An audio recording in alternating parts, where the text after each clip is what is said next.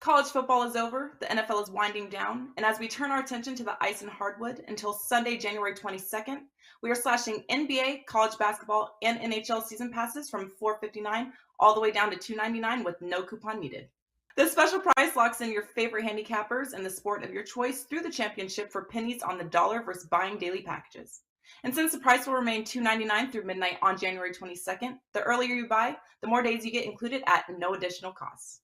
How much are you saving?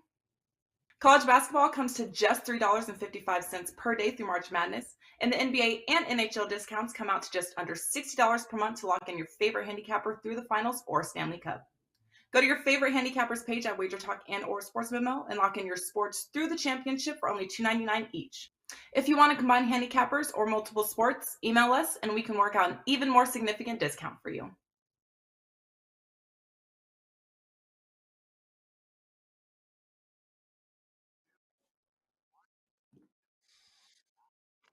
Happy Wild Card Weekend, everybody. Thanks for joining us on Prop It Up. Man, Wild Card Weekend. Let's make this one a profitable one through the props betting market. I am Andy Lang from WagerTalk.com. Joining me, as always, my fellow prop masters, Matt Josephs from SportsMemo.com, Andrew McInnes from WagerTalk.com. We're going to go through every wild card game. We're going to break it down and tell you our favorite props to play on and props to avoid.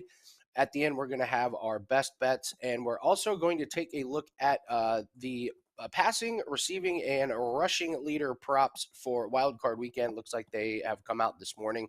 So we got a lot going on. Matt is in true NFL mood with his Phillies shirt on today. So happy baseball season, everyone. So, Matt Josephs, tell everyone what you got going on at sportsmemo.com. Wild card weekend, I'm sure college basketball. What can everyone expect from you?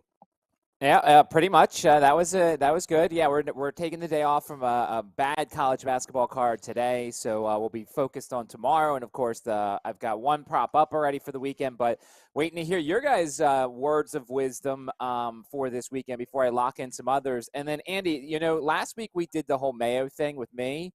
So I think before we do anything else, we need to find out from Andrew about his little viral video clip and find out the behind the scenes stuff and how many takes it took, because that was awesome. Andrew, did they like try and get you hyped up for that one, or did you just come with the heat from on the first take? I came with the heat, and I heard you call me a Boy Scout too, Andy. But I also know that you were chirping me about getting excited for under 20 hockey. Don't Americans pack the house for high school football? Come on now, you can't be giving me that. But yeah, it was one take. There was it's so crowded, sold out, gold medal game. And yeah, I was just buzzing, talking to my friends, and the girl just said, "Hey, do you want to be interviewed?" And I was like, "Yeah, absolutely." And of course, that one clip is the one that they chose for me being the most hyped up and stuff like that. But I promise I didn't even really, I wasn't as intoxicated as I looked. It was just, I was hyped up. I was having a good time. I was feeling it. I didn't think you were sauced or anything, because you weren't there was no slurring words or anything. It just looked like yelling. Pure excitement. Yeah, it was great though. It's great. Well, it's funny now that anytime you see a camera now, you just immediately go into on camera mode. I got to bring the energy. Yeah. Well, it's funny because Dan messaged me, and I was like, you know what? Whenever I ran out of things to say, I just drank. So you see me yelling stuff, and then I took a drink, and then I just started going back and saying stuff. My friend messaged me and was like, "It looks like your brain was moving faster than your mouth," and I just couldn't get enough words out. But it was really fun, and I felt bad about not being here on the show last week, honestly. Oh, it was great. I'm glad you enjoyed yourself. Andrew, before we get into the games, tell everyone what you have up for this weekend on Wager Talk. Yeah, I'm pumped, Andy. I've got my first ever 5% NFL prop going this weekend. What better weekend to have that happen here than Super Wild Card Weekend? It should be a fun one, so looking forward to that. I've got a 4% UFC play. Ended the 2022 year on a 12-5, 70% best bet run there in the UFC. So looking forward to it. Obviously, it's a jam-packed Saturday, as always, in the NFL or in the NHL as well. and I've got a play up already for Monday night's game. So I'm pretty ready. I'm feeling good, Andy. Got lots of stuff going on across all kinds of different sports. And as far as college basketball, guys, I'll tell you what, it's been such a roller coaster, win one, lose one type of mindset. So we'll try and turn that around. But other than that, it's going pretty well. And Andy, I know you have a 5% going this weekend, man. What else you have? Yeah, I have a 5% NFL play up. And same as you, UFC, very, very bettable card. There's a lot of things to like on UFC. So Andrew and I both have 4% plays up. Might as well grab both of them because there's so many spots to take advantage of that UFC card. Going on at the same time as the wild card game. So it should be an amazing Saturday. You can watch UFC, you can watch the NFL games and cash in on UFC and 5% plays for myself and Andrew. Let's just get right into it, guys. Matt, I'll come to you first. We're going to start with the Seahawks and the 49ers. Pretty big line here, minus 9.5. Besides the Bills game, I would say this is the one that most people say, well, the Seahawks don't really have a chance. What are we looking at from the props betting market in this game? So I did my handicapping for this game, and then I looked at the weather, and it's going to be torrential rain and some wind involved. Now, the timing of the rain is still trying to be hammered out. They could be before the game. It could be after the game. But it's also been raining all weekend pretty much in San Francisco, so who knows what the field is going to be like. So all that stuff I did kind of looking at the game itself, I kind of threw some of it out the window. If the rain is in the forecast, then it's obviously a McCaffrey game. I think Elijah Mitchell has some value, and I actually threw Elijah Mitchell and threw in a couple of my DFS lineups because you know how much they love spelling McCaffrey with Elijah Mitchell. And if they get up big early, Mitchell could see a lot of time here. So I don't know about you guys, but I think there might be some value on the Elijah Mitchell rushing yards over, especially if this rain that is supposed to be forecast there comes for the game.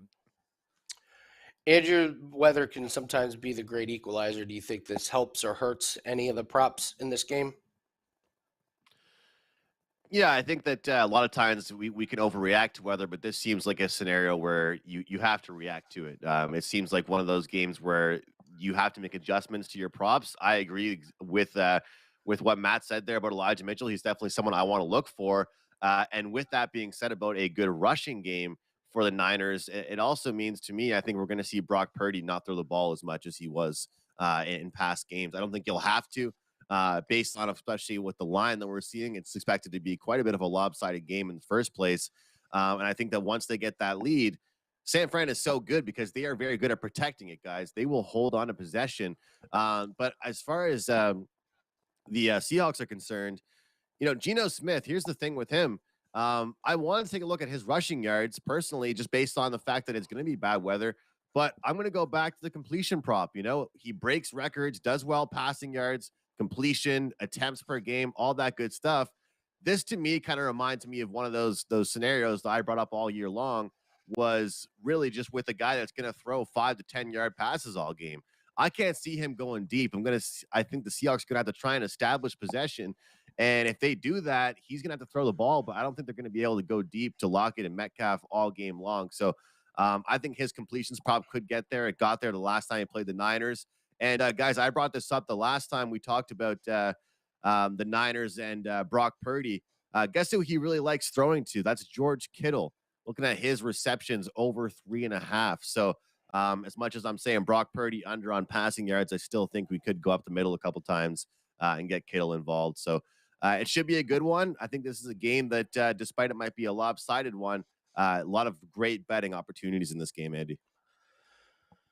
Yeah, I had a same game parlay in this one, taking the 49ers minus 2.5 points, combined with Brock Purdy to throw one or more touchdown, and then Kittle over 29.5 yards receiving. I mean, the wind is going to probably play a little bit of a factor in the longer passes, but a lot of the dink and dunk type things and the yards after the catch, that's what these 49er receivers are really good at. You're looking at Brandon Ayuk and George Kittle and Deebo Samuel. These guys can, take a short pass and break a long one. So can Christian McCaffrey, obviously.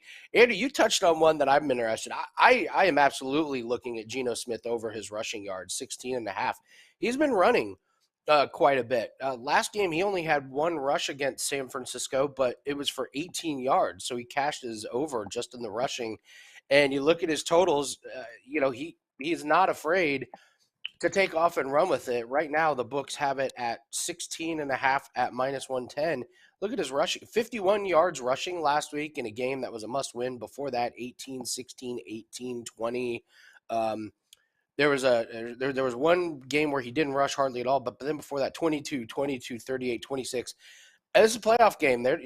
He's not going to be throwing the ball away if he has a chance to tuck it and runs. I think Geno Smith over his rushing total, especially in this weather, could have some really nice value on that one. So weather's going to be interesting. Maybe if you're a little bit worried about the weather, wait until the day of before putting your props in for this game.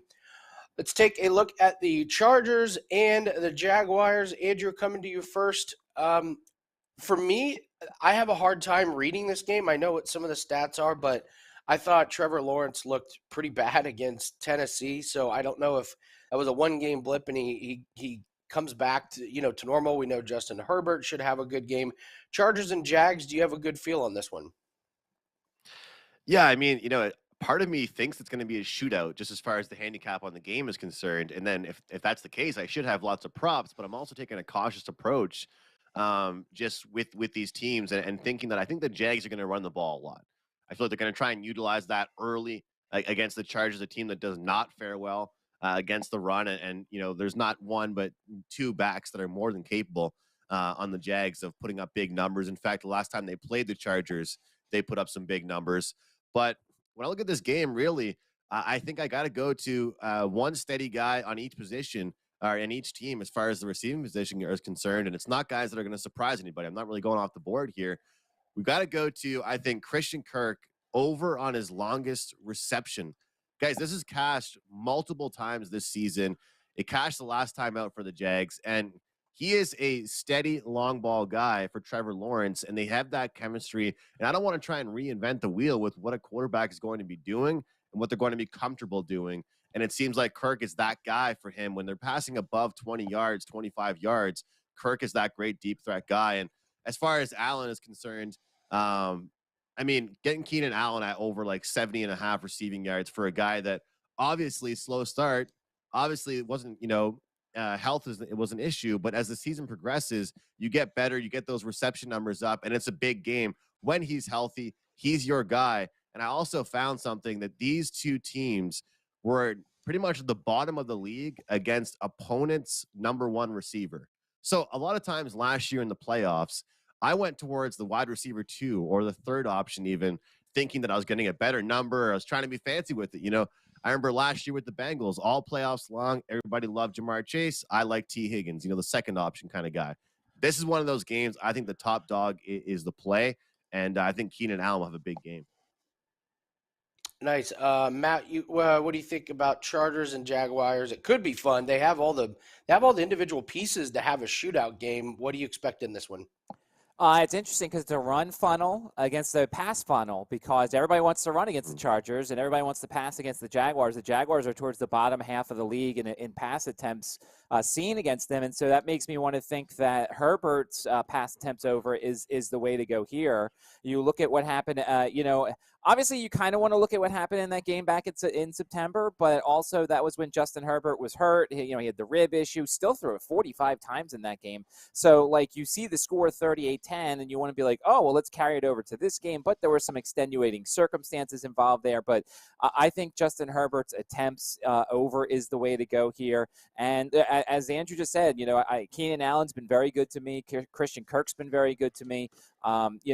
Gerald Everett maybe, but actually if they put out Donald Parham's statistics, he might be worth a look because you might get a lower number. The Jaguars are very poor against tight ends this season, so I might look and see if there's a Donald Parham statistic or even a Donald Parham anytime touchdown for this game.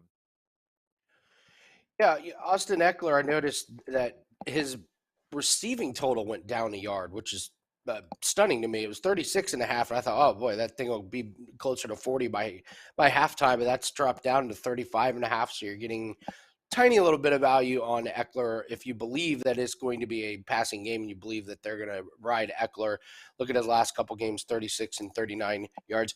You guys mentioned that teams like to run against the Chargers, and obviously for good reason. It's why I'm really interested in JaMychal Hasty of all people, to have over 10.5 yards rushing.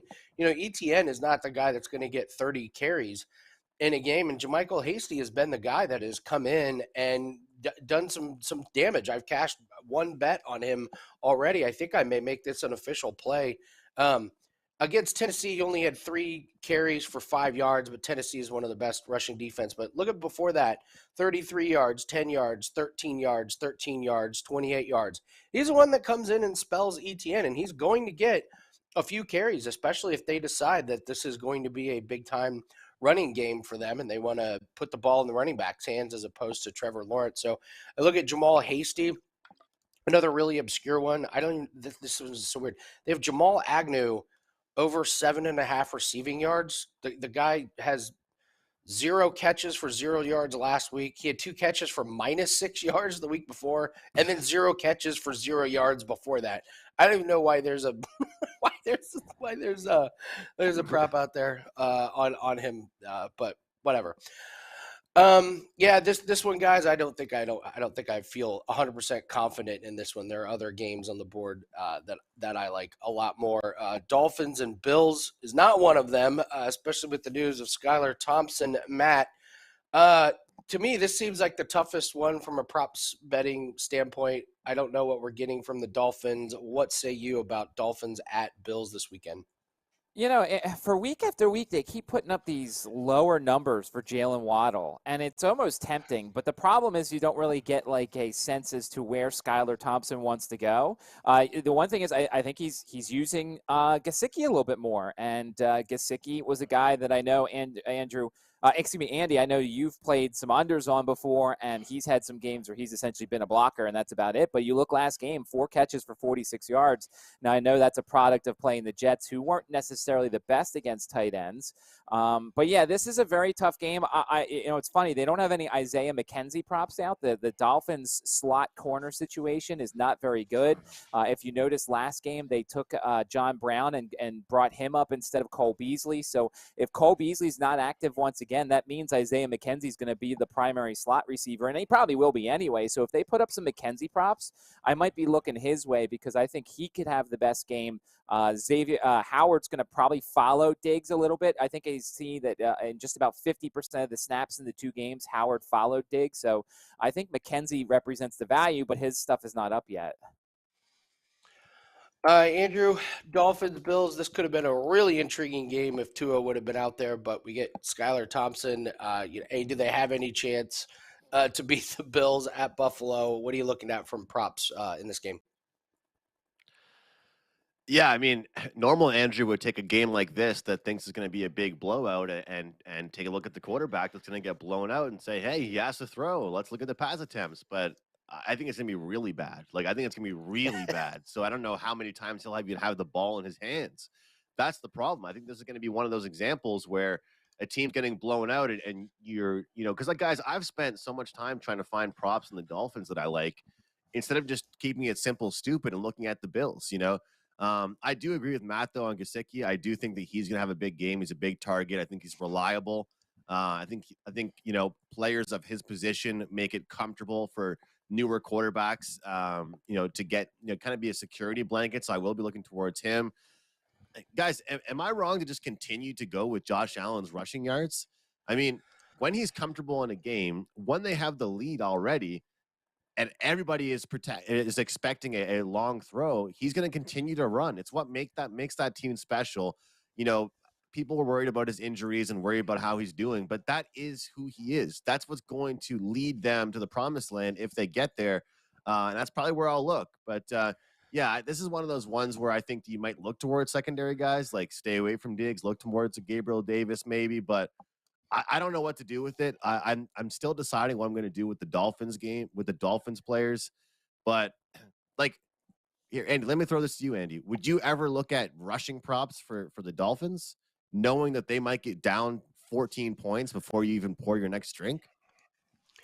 Yeah, I mean, no, and I believe Raheem Mostert now might not play. I believe he's got a broken thumb. So it doesn't even look like they're going to have, Mostert, who looked like one of their best backs. I mean, just the hits keep on coming for Miami. I can't see taking any rushing props on any Dolphins unless it's just an astronomically low number.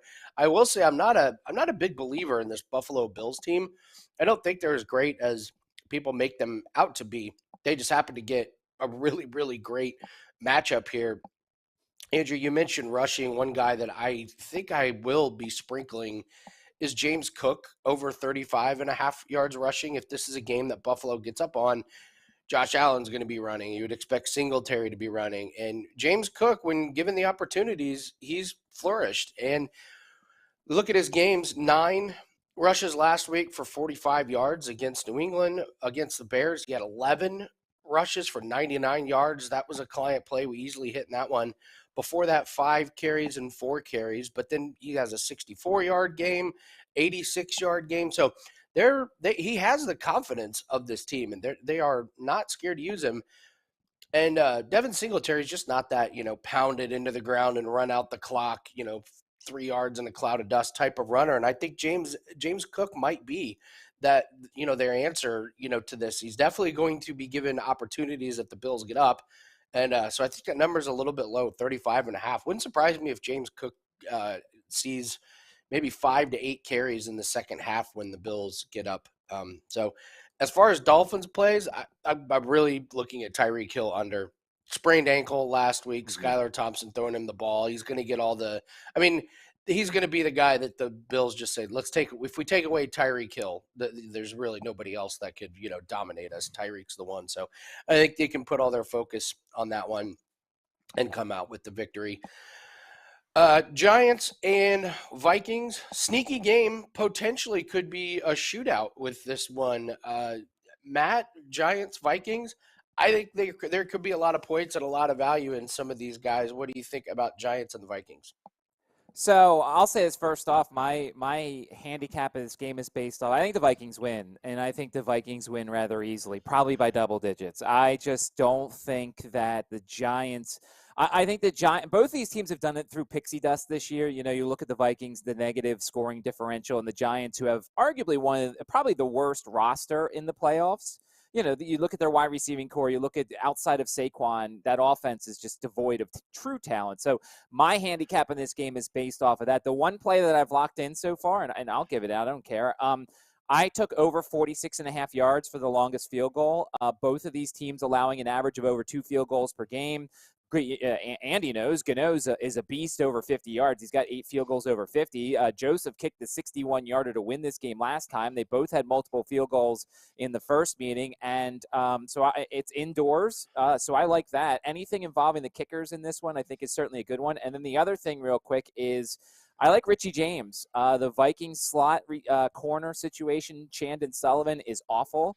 Richie James is a guy that Daniel Jones really likes. He went over this number in that game the first time, and I think once again he'll be one of the big targets. You can also look at Isaiah Hodgins' anytime touchdown. He has a 75% end zone target share. 75%. So if you put down a touchdown, anytime touchdown for him, I think that you have a good shot at hitting it there. So I'm looking at the kickers, and I'm looking at Richie James, and I'm looking at Isaiah Hodgins, despite the fact I think that the Vikings win a rather easy game here. So, Matt, you talk about Vikings winning. Would you expect big games from the passing game like Cousins and Jefferson, or do you expect a big game from Dalvin Cook? How do you think the Vikings get there? And, is there a way to take advantage of a certain part of the Vikings offense if we think the Vikings are going to win this? Oh, it's anything Jefferson related. I mean, Jefferson's going to go over. I would even do, the alternate one where he goes over 100 yards. I mean, as Andrew always likes to say, keep it simple, stupid. Justin Jefferson, there's nobody on the Giants who could cover Justin Jefferson. So I think 1 touchdown, maybe 2 touchdowns, 90 over what I'm guessing it's 91.5 right now, over 91.5, over 100, whatever. It's all Justin Jefferson to me, because that's what, as much as I don't like Kirk Cousins, he knows how to get the ball to his number one wide receiver, and he's going to do it often here. So, yeah, Jefferson, keep it simple in this game. Yeah, you're exactly right. 91.5. They don't have the alt lines out yet, but I like that. Looking at the alt line to go over 100, it'd be hard to believe Jefferson, barely goes over 91. He's either going to go under or he's going to fly over it. Andrew, Giants and the Viking. Yeah. Playoff game, we're going alternate line. Screw the regular line. We're going alternate line. Hey, it's playoffs for us too. Time to step up our game. So, Andrew, what do you see in Giants and Vikings? Yeah, I mean, guys, first of all, I think one of my favorite plays in this game is the Dalvin Cook under on rushing attempts. You know, a lot of times, what teams might want to happen or what they want to improve on all season long doesn't mean that it's going to come through. You know, and I think that that's where coaches' quotes can kind of get you, and the media will try and trick people. All I've seen in the media this week is about how important it'll be for the Vikings to get the run game going. And I just have one simple word for everybody. Why? Why do they need to have the run game going against this team that they're facing here this weekend in the Giants when they've got so many great receivers? I mean, there's only so much we can all say about Jefferson, but he is going to have a great weekend. And their talent, they're stacked with guys up the middle as well. And I just don't think, even if they have that big lead, like we were just talking about, if we're going to be able to see Dalvin Cook get those numbers. And to me, what's so great about looking at rush attempts here versus under on his rushing yards, he could break loose on 2 or 3 plays, guys, and it doesn't matter to me because I just have that attempt number. To me, the results on how many yards he ends up getting does not matter. So I really like the under for carries for Dalvin Cook, and I would probably look as well at the pass attempts for Kirk Cousins because, you know, a lot of times we look at these props and it's like, okay, how is somebody going to get to where they're going to, okay, it's going to be a blowout. Okay, how are they going to get there? Right? Like, a lot of people say in a blowout game, I don't think this quarterback's going to go over his yards because it's going to be a blowout. Well, yeah. How's the blowout going to happen? You know, I mean, obviously they're going to have to throw the ball a lot for it to be a blowout, which is why I think the passing attempts. And also, guys, I know there's not really a great price on this, but Daniel Jones actually hasn't thrown many interceptions. He's been pretty good with his under on his interceptions. I think he's somebody I have circled to throw a pick this weekend. Nice. The only player I was looking at pretty hard, and I think this is worth a look, is Saquon Barkley, but I want to take him over his rushing and his receiving. I want both categories. They priced it at 99.5, and I want the full Saquon experience because I don't believe in the Vikings defense, and I think he can get there. I mean, look at his game against Minnesota on Christmas Eve. He had 84 yards rushing and 49 yards receiving. In the game against Washington, he had 87 yards rushing and 33 yards receiving. So he's able to break these long plays on either receiving or rushing. And I want to have a little investment in Saquon in this game. He's obviously their best weapon. Agree with Matt completely about some of those under the radar New York Giants receivers, but in the end, Saquon's going to be if they do have a chance at winning this, it's going to be because of Saquon Barkley. So that is the Vikings and the Giants. Let's move on to the next game, Ravens and Bengals. No Lamar Jackson, and it turns out this knee injury was a lot more serious than people have been saying. They're saying he still has extreme swelling in that knee. So I think a lot of people brought up a contract situation. No, it just turns out the guy's knees really hurt. So, Andrew, coming to you, Bengals and Ravens, this line has really moved up. It's just below 10 already. It's minus 9.5. Bengals are expected to win this. Anything you like here, Ravens, Bengals, from a prop betting perspective? Yeah. You know, I think that you take a look at this game and, you know, you really wonder with all the news coming out. First of all, I just wanted to say that I know it doesn't have anything to do with props, but that really bothered me about the Lamar Jackson stuff. People saying he just wants to get paid, he just wants his contract. Like, then he comes out with that. Like, I hope people feel like shit after they read what he tweeted out. Like, he actually has a serious injury. He wasn't holding out. It wasn't really anything that he was doing to kind of mess with the team. But as far as his replacement, I think I'm going to look towards Huntley on his rushing yards. Pretty much anybody in the system for the Ravens that's behind center, I think is going to be capable of running the ball. Let's not forget, I mean, people can be different quarterbacks, but when you're used to a system, when a team plays a certain way and they have a quarterback that runs the ball so much, a lot of times the backup is expected to do the exact same thing.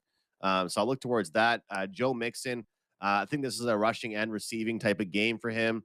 And I'm going to look towards the over on passing touchdowns. for Joe Burrow this weekend. But this is a game I think that, as well as the others, I haven't been able to maneuver around how I feel the game script's going to go, because I do feel like it could get out of hand as well, guys.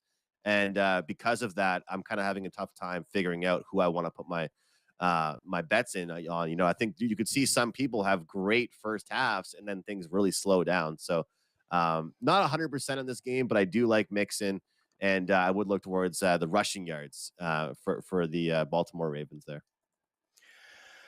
Matt, what do you think? The Ravens have any shot? Are there any props we can take advantage of in this game?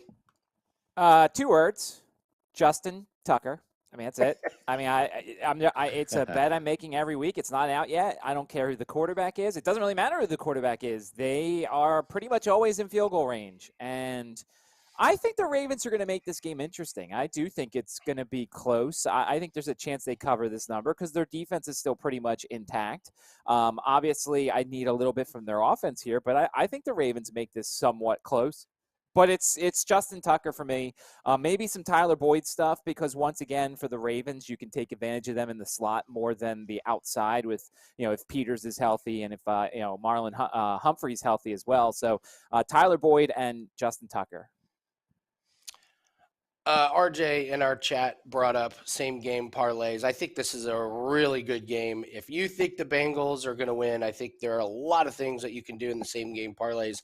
One that I've looked at is the Bengals minus 2.5 on the alternate spread, combined with Joe Mixon over 19.5 yards receiving. Mixon has just been a really big part of this receiving game. He had 41 yards last week against Baltimore, 43 and 33 before that. He only had 10 yards against Cleveland, but then just look at these totals: 42, 58, 32, 33, 23.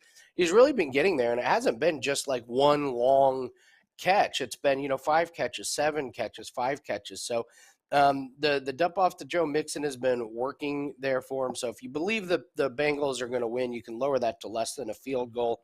You can lower it to less than one of Justin Tucker's field goals, Matt, and get minus 2.5.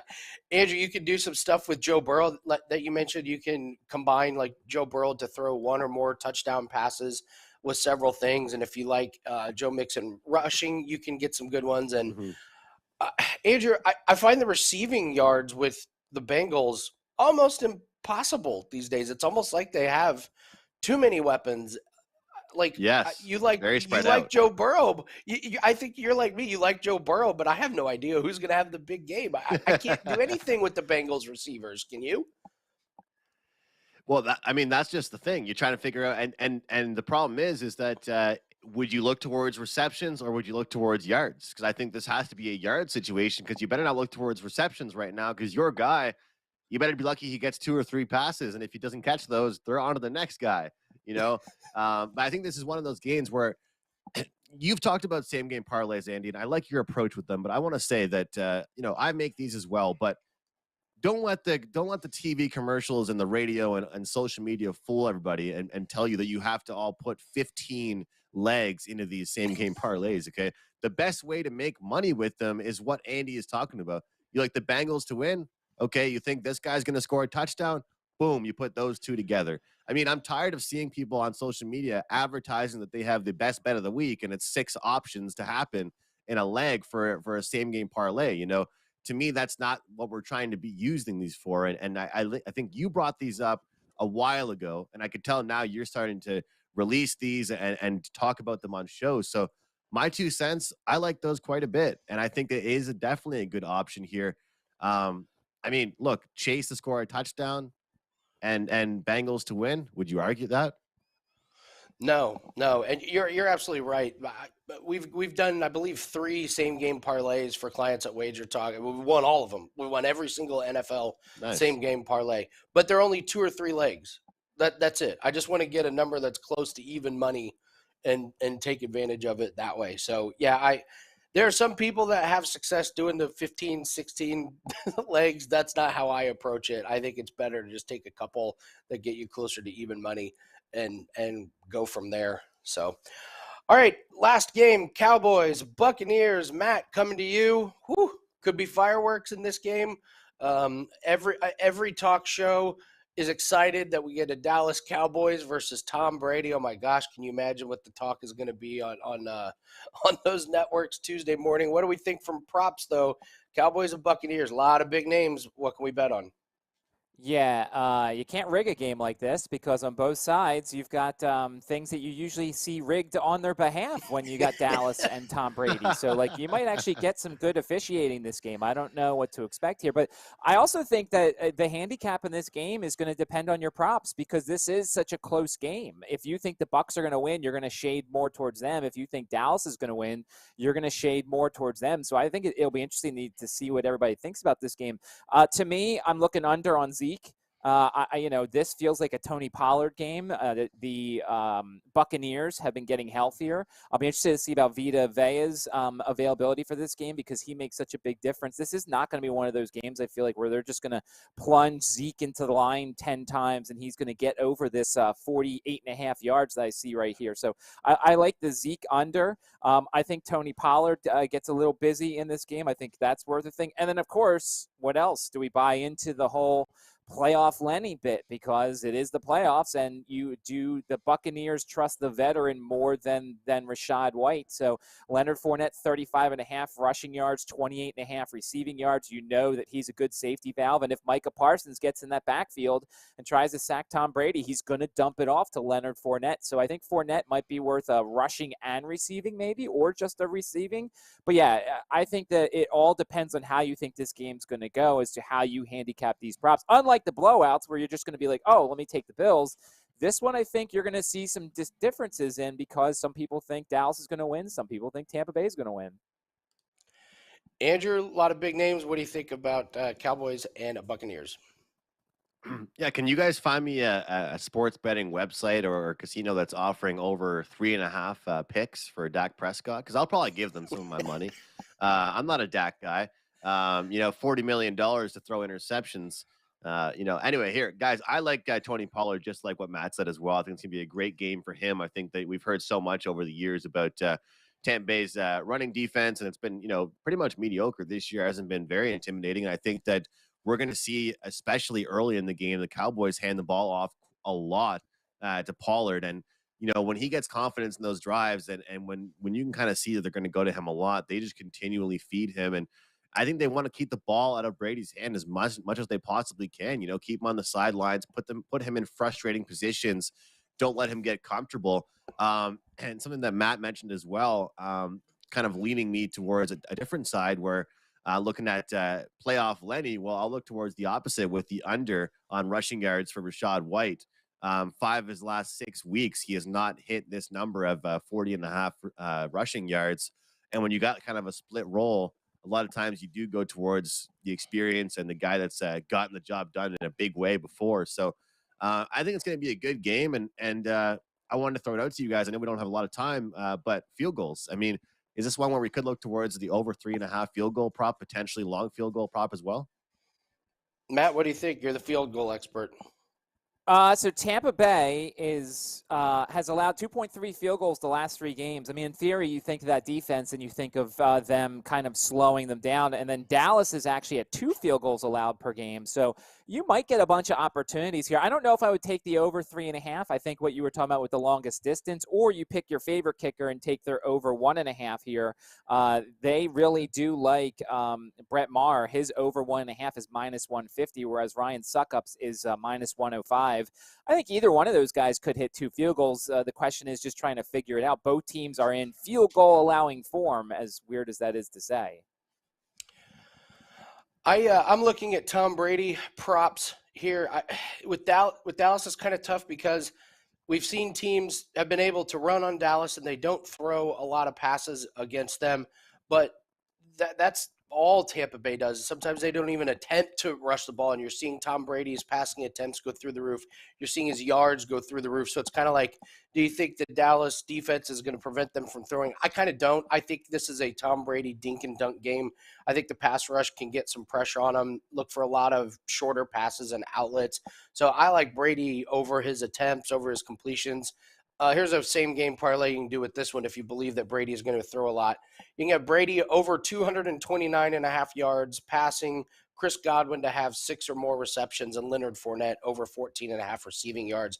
It's minus 110. So if you believe in the Buccaneers passing game, kind of like I do, that's a way to go after it. But I lean that when it's playoff time, Brady is going to have the ball in his hands, and he's going to try and dissect the Dallas defense with a lot of short passes. So, all right, guys, we're going to go over the leaders for Wild Card Weekend, and then Andrew's got a best bet. Let's take a look here at the leading passer. So which quarterback is going to throw for the most yards, and what value do we like the most? Matt, what do you think here? Most passing yards. What's intriguing you? Well, I mean, I don't like to necessarily take the favorite, but also the favorite's at 5-1, and we're looking at DraftKings here for this number here. And I think your best bet is either Kirk Cousins or Daniel Jones. I think that game is going to be conducive to a lot of passing yards. If you think the Giants are going to be chasing points the whole time, Daniel Jones is 13-1 to have the most passing yards. I know that's not what they want to do, but the Vikings secondary is horrendous. So there might be some value on Daniel Jones at 13-1, Kirk Cousins being the favorite, the co-favorite with Justin Herbert. But I think if you're looking for a sleeper, it's Daniel Jones. Andrew, what do you think about passing yards here? Yeah, I mean, I'd have to say that my favorite, would be Kirk Cousins. Like I said, earlier in the breakdowns, I do expect them to throw the ball quite a bit. But guys, come on, let's show some love to some underdogs here in this one. What about Geno Smith? They're going to be down all game. I don't think they're going to be running the ball at all. I didn't even talk about this at all, but Kenneth Walker, I think his time, he might be in the retirement home this weekend. I don't think he'll get the ball very much. He's not going to be able to because they're going to be down all game, which means you're going to have to see Geno Smith throw the ball a lot. The fact of the matter is, though, will he be on the field to be able to throw it? We'll find out, but he kind of be my funny long shot, but I think Kirk Cousins is the guy to look at. I'm slightly into Tom Brady at 5.5-1. He had a huge game there connecting with Mike Evans. I could see that game being a shootout. So let's do rushing yards real quick. Travis Etienne is the leader. Jeff Wilson. It's the second one. It's the second favorite. That's crazy to me. McCaffrey's 6-1. Andrew, what do you think here? Look, I think that you look at this, you look around the board and you want to try and find out which guys are going to be running the ball consistently, who's not going to be just out there, having one good play. I think Saquon Barkley is going to be heavily relied on by his team. If he doesn't have a big game, they're not even in close. I think they're not really involved. So I think I get pretty good odds there. But I do think that we take a look at the Jacksonville Jags and their matchup, and you kind of have to look towards ETN as well. So this is one of those ones where I'm not really going down the depth chart, going down for the big value there. I think those are the two guys I'd look at. Matt, rushing yards? Yeah, McCaffrey is at 6-1. That's actually pretty good. If you're going long shot, maybe Josh Allen at 14-1. That's not a terrible one. Maybe he goes for 100 yards rushing against the Dolphins. It's funny because outside of McCaffrey, there's not a lot of viable true number ones here. Etienne's nice. Dalvin Cook and Barkley, but I see a lot more passing yards in that game. But I think to me, it's Christian McCaffrey, and 6-1 is a gift for that bet. Agree completely. I'll jump right into receiving. I agree on McCaffrey. Receiving yards, Justin Jefferson, the favorite, obviously for good reason. Can't figure out why you go away from that one. I'll go Keenan Allen, 8-1 in a game that projects to be high scoring. Maybe that one turns into a huge one. I don't believe into the defenses of either one of those teams. So a lot of points there. Keenan Allen, 8-1. Andrew, what do you think? Hey, somebody has to catch the ball for the Buccaneers. You talked about Tom Brady. So why not Mike Evans at 16-1 to be able to get lots of targets, to make some noise for that team? But it's hard not to look towards the favorite. I know the favorite is the favorite for a reason, guys, but I think Justin Jefferson's going to go off. I think you guys talked about it yourselves. You're looking at alternate lines in a playoff game. That should tell us something alone. But I'd say at 16-1, Mike Evans, that could be a little bit of a sleeper, and he's probably someone that'll make my client card just on his regular receiving yards number. Matt, what do you think? Most receiving yards? I think if we're looking at a sleeper, which it doesn't really matter because the favorite's going to win, Christian Kirk at 20-1. As Andrew talked about, his catches are long catches. But, I mean, it's pretty interesting because we see these bets often, guys, and plus 450 for a favorite that's a very overwhelming favorite, I feel like is a really good number. Usually it's like plus 200, plus 250, but like 4.5 to 1 on Justin Jefferson, who we're expecting to at least get 100 yards receiving. That's a great value for the favorite here. I'm very surprised it's this high. Yeah, I'm with you. That's a pretty big price on an overwhelming favorite, so it might be something fun to sprinkle there. All right, guys, we're running out of time here. We got to get to our best bet. Andy Lang from WagerTalk.com got a 5% NFL play, 4% UFC play that is up. That is Matt Josephs from SportsMemo.com. He's got his college basketball as well as his NFL plays for this weekend. And Andrew, you've got our best bet. You can find all of Andrew's plays at WagerTalk.com. NHL, NFL. He's got his first 5% NFL prop play that is going up. Andrew, tell us about your best bet. Where are we looking?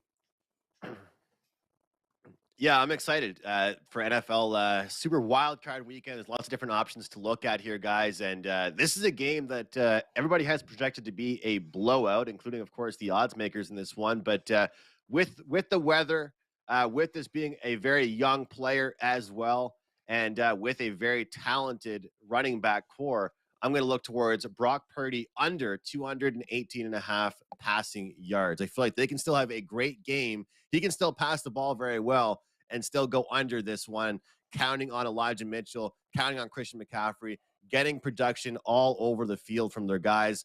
And, of course, you want to make sure the young guy that's getting in there, there's going to be nerves. He's played very, very well. There's going to be nerves, and obviously they have a pretty good matchup here in their first playoff game. So I'll look towards under 218.5 passing yards. Gotta say, Andrew looks pretty good taking that under there. Agree with it on the weather. Sorry. How did I know Matt wouldn't appreciate the genius in that one? All right, guys. We got a busy day here at WagerTalk.com. Puck time is coming up. WagerTalk today. NBA tip-off all today. Good luck on all your action. Let's make it a profitable weekend on Wild Card Weekend. Good luck, and we will see everyone next week on Prop It Up. College football is over, the NFL is winding down, and as we turn our attention to the ice and hardwood until Sunday, January 22nd, we are slashing NBA, college basketball, and NHL season passes from $4.59 all the way down to $2.99 with no coupon needed. This special price locks in your favorite handicappers in the sport of your choice through the championship for pennies on the dollar versus buying daily packages. And since the price will remain $2.99 through midnight on January 22nd, the earlier you buy, the more days you get included at no additional cost. How much are you saving? College basketball comes to just $3.55 per day through March Madness, and the NBA and NHL discounts come out to just under $60 per month to lock in your favorite handicapper through the finals or Stanley Cup. Go to your favorite handicappers page at WagerTalk and or Sports Memo and lock in your sports through the championship for only $2.99 each. If you want to combine handicappers or multiple sports, email us and we can work out an even more significant discount for you.